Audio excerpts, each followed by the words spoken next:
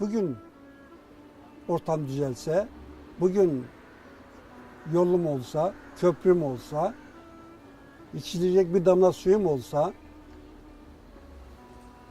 ben her an köyüme dönmek istiyorum.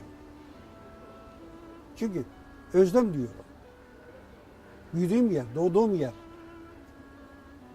Bu şehirde bir sürü zorluklarla karşılaşıyoruz. Yani çünkü biz köyden doğduk, köyde büyüdük. Ne kadar dışarıda çalıştıysak bütün emeklerimiz oraya sarf ettik, köyümüze sarf ettik.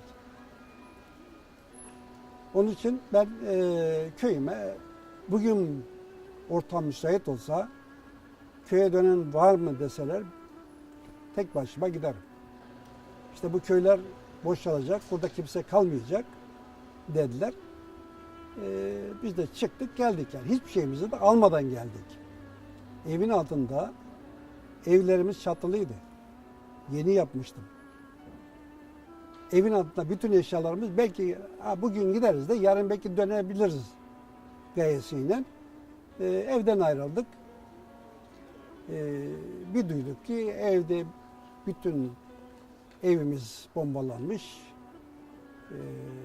Yerde bir olmuş. Bütün eşyalar içinde harap olmuş. Hiçbir şey yok. Ben geçen sene gittiğimde oturdum ağladım. Lan bu bizim ev midir? Benim eşyalarım nerede? Bu bizim ev olamaz. İçinde ağaçlar büyümüş. Ormanlık hale dönmüş. Eski ağaçlarımız hepsi kurumuş yukarıdan. Dallar kurumuş ta aşağı inmiş. Asırlık